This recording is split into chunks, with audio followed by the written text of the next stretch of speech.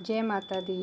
भक्तों, जो भक्त प्रतिदिन दुर्गा कवच का पाठ करता है वह अकाल मृत्यु, भूत प्रेत और सभी प्रकार के संकटों से मुक्त रहता है। यह कवच माँ दुर्गा की कृपा से अदृश्य सुरक्षा कवच प्रदान करता है। साधक को धन, बल, ज्ञान और विजय प्राप्त होती है। दुर्गा कवच की कथा हमें सिखाती है कि जब देवता भी संकट में पड़े तो उन्होंने माँ दुर्गा की शरण लेकर कवच धारण किया और विजय प्राप्त की। इसी प्रकार मनुष्य भी यदि श्रद्धा से माँ दुर्गा की स्तुति करे और कवच का पाठ करे तो जीवन में हर प्रकार की रक्षा और सफलता प्राप्त करता है। हे माँ दुर्गा, आपकी कृपा से यह दिव्य कवच हमारे जीवन की ढाल बने। जो भी साधक इसे श्रद्धा से सुने उनके सभी दुख और संकट दूर हों। जय माता दी। श्री दुर्गा सप्तशती प्रारंभ। श्री दुर्गा कवच। ओम नमः चंडिकाय। मार्कंडे ऋषि बोले, हे पितामह, आप हमें कोई ऐसा परम गुप्त साधन बताइए जिसके द्वारा मनुष्यों की सभी प्रकार से रक्षा हो और जो अभी तक आपने किसी को बताया भी ना हो। ब्रह्मा बोले, हे विप्रवर, इस प्रकार का साधन तो परम पवित्र एवं परम गुप्त देवी जी का कवच ही है। इसी से प्राणी मात्र का कल्याण एवं सब प्रकार की रक्षा होती है। सो सुनिए, देवी जी की 9 मूर्तियों के नाम इस प्रकार हैं। पहली शैलपुत्री, दूसरी ब्रह्मचारिणी, तीसरी चंद्रघंटा, चौथी कूष्मांडा, पांचवी स्कंद माता, छठी कात्यायनी, सातवीं कालरात्रि, आठवीं महागौरी और नवीं सिद्धिदात्री है। जो मनुष्य अग्नि में जल रहा हो, युद्ध भूमि में शत्रुओं के मध्य फंस गया हो अथवा घोर संकट से ग्रस्त हो, वह मनुष्य भगवती की शरण में पहुंच जाए और उसके घोर से भी घोर संकट नष्ट हो जाते हैं। वन में, रण में कोई भी अमंगल नहीं होता, कोई आपत्ति नहीं आती, शोक, दुख, भय आदि कुछ भी नहीं होता। जो भक्ति भाव से देवी जी का स्मरण करते हैं उनकी सभी प्रकार से उन्नति होती है। हे भगवती, जो भी आपका स्मरण करते हैं निसंशय उनकी आप रक्षा करती हो।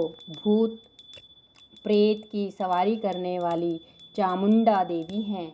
वाराही महिष पर, ऐन्द्री हाथी पर, वैष्णवी गरुड़ पर, माहेश्वरी बैल पर, कौमारी मोर पर और लक्ष्मी देवी कमल के आसन पर विराजमान हैं। श्वेत रूप धारण करने वाली वृषभ के वाहन वाली ईश्वरी देवी हैं। हंस पर चढ़ी हुई सभी आभूषणों से भूषित ब्राह्मी देवी हैं। इस प्रकार अनेक प्रकार के रत्नों से विभूषित सभी योग शक्तियों से संयुक्त ये सब माताएं हैं। सभी देवियां क्रोध युक्त रथों पर सवार होकर दर्शन देती हैं। ये शंख, चक्र, गदा, शक्ति, हल, मूसल, खेटक, तोमर, परशु, पाश, कुंद, त्रिशूल, उत्तम शांग्र, धनुष इत्यादि अस्त्र शस्त्र दैत्यों के शरीर नाश के लिए, भक्तों को अभय देने के लिए एवं देवताओं के लिए धारण करती हैं। हे महारौद्रे, हे महाघोर पराक्रम वाली, महाबल तथा महाउत्साह वाली, घोर से घोर भय को विनाश कर देने वाली देवी जी, आपको नमस्कार है। हे देवी, आपके दर्शन कठिन है। शत्रुओं के भय को बढ़ाने वाली देवी जी, मेरी रक्षा कीजिए। पूर्व दिशा में मेरी रक्षा ऐन्द्री देवी करें। अग्निकोण में अग्नि देवता, दक्षिण में वाराही, नेतृत्य कोण में खंगधारिणी, पश्चिम में वारुणी, वायु कोण में मैं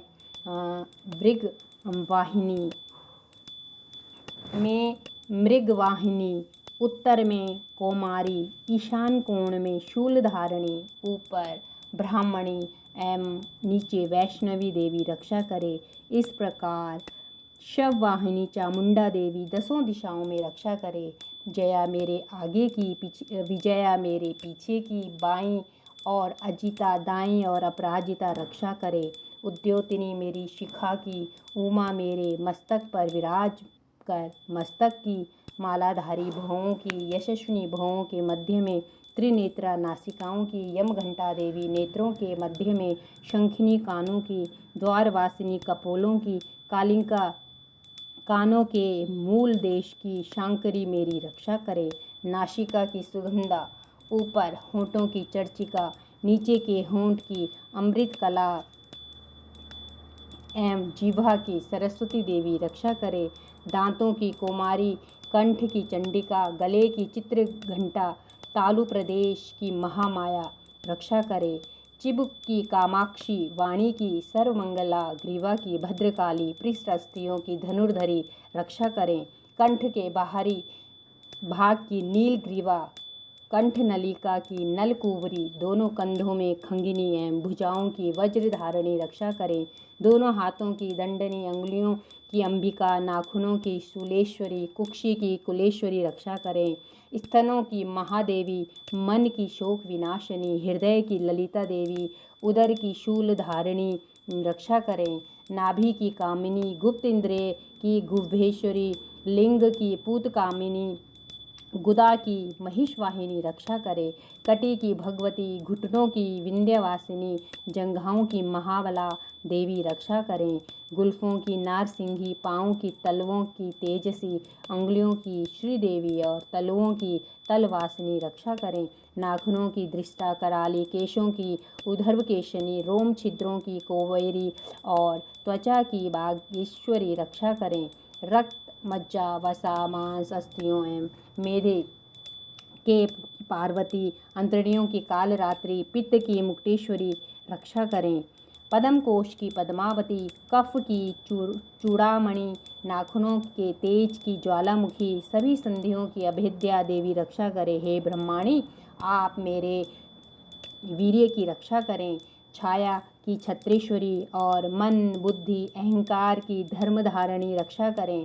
प्राणों की कल्याण शोभना और शब्द, स्पर्श, रूप, रस, गंध, इन 5 इंद्रियों की योगिनी, सत्व, रज, तम की नारायणी सर्वदा रक्षा करें। आयु की वाराही, धर्म की वैष्णवी, यश एवं कीर्ति की लक्ष्मी तथा धन विद्या की चक्रणी रक्षा करें। इंद्राणी मेरे गोत्र की, चंडिके मेरे पशुओं की, महालक्ष्मी मेरे पुत्रों की, भैरवी भार्या की रक्षा करें।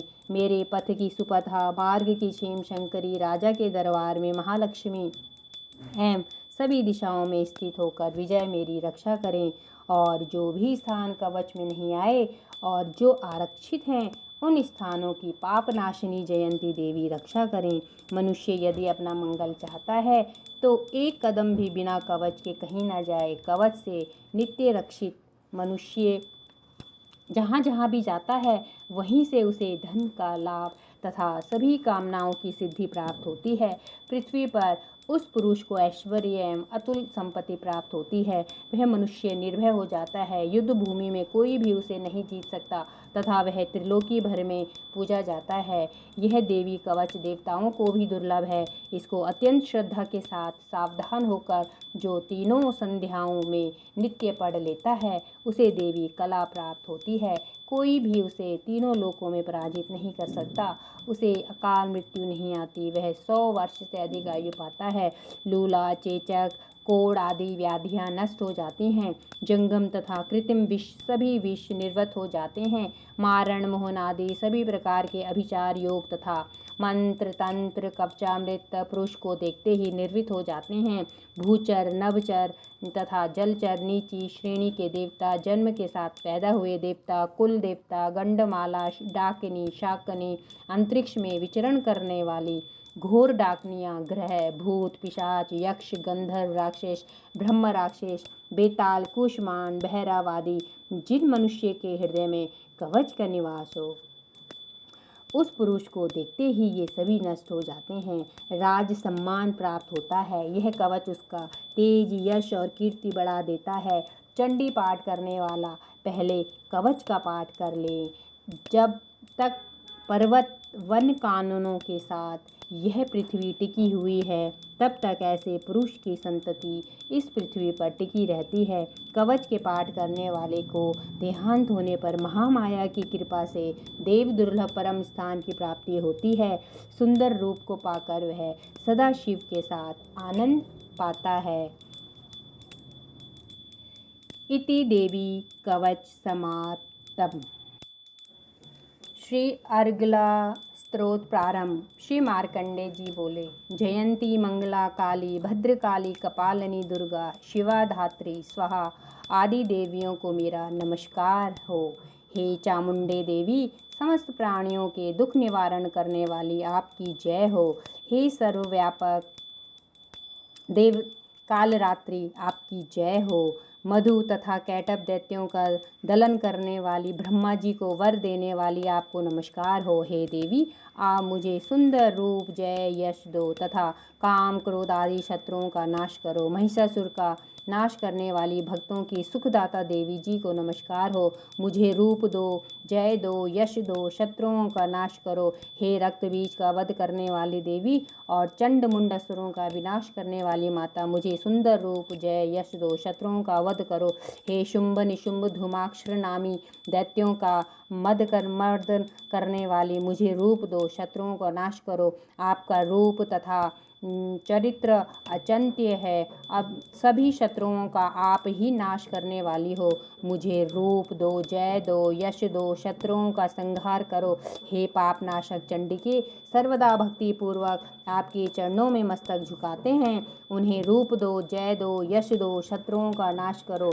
हे सभी व्याधियों का नाश करने वाली चंडिके, जो आपकी भक्ति पूर्वक स्तुति करते हैं, उन्हें रूप दो, जय दो, यश दो, शत्रुओं का नाश करो। हे चंडिके, जो निरंतर आपकी भक्ति अर्चना करते हैं, उन्हें रूप दो, जय दो, यश दो, शत्रुओं का नाश करो। हे देवी जी, आप मुझे सौभाग्य, आरोग्य और परम सुख दो।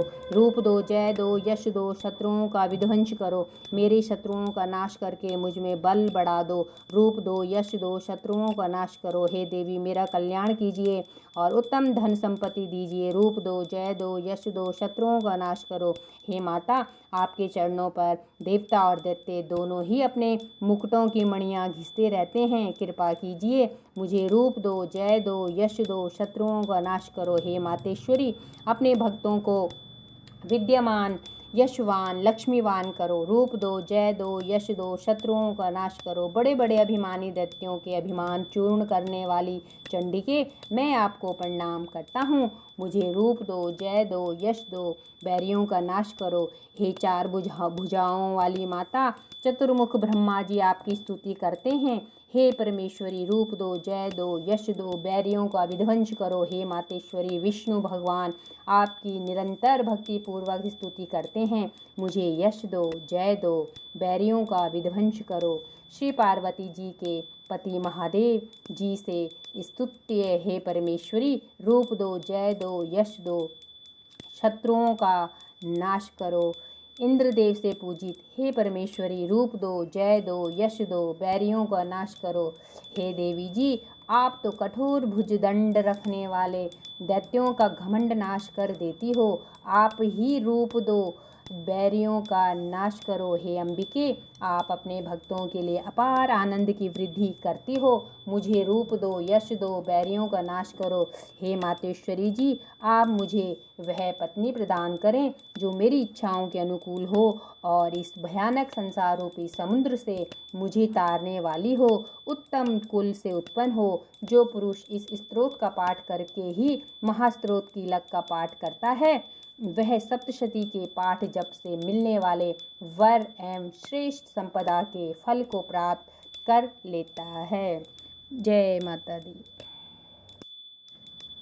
श्री अथ कीलक स्तोत्रम। श्री मार्कंडेय ऋषि बोले, मैं उन भगवान सदाशिव को नमस्कार करता हूँ जिनके 3 नेत्र दिव्य नेत्र हैं, जिनका शरीर विशुद्ध ज्ञान स्वरूप है, जो मोक्ष प्राप्ति के कारण है। अर्धचंद्रमा जिनके मस्तक पर शोभ्यमान है। मंत्रों के शाप एवं उत्कीलन आदि को समझकर पाठ करने वाला पुरुष मोक्ष पा लेता है, अतः इसका ज्ञान होना आवश्यक है। सब उच्चाटनादि वस्तुएं इसी स्तोत्र द्वारा पाठ करके सिद्ध होती हैं, और जो इस स्तोत्र का पाठ करके सप्तशती के पाठ मात्र से स्तुति करते हैं, उन्हें देवी जी सिद्ध हो जाती हैं। उच्चाटनादि प्रयोगों में उन पुरुषों को मंत्र, औषधि आदि किसी अन्य साधन की आवश्यकता नहीं पड़ती। बिना जप के ही सभी उच्चाटन आदि सिद्ध हो जाते हैं। क्या समस्त उच्चाटन आदि इसी से सिद्ध हो जाते हैं? इस प्रकार की लोगों को शंका हुई। तब उस शंका के निवारण के लिए सदाशिव ने लोगों को बुलाकर आज्ञा दी कि हाँ, यह सब सिद्धियां देने वाला शुभ स्तोत्र है। उस चंडिका स्तोत्र को भगवान सदाशिव ने गुप्त कर दिया।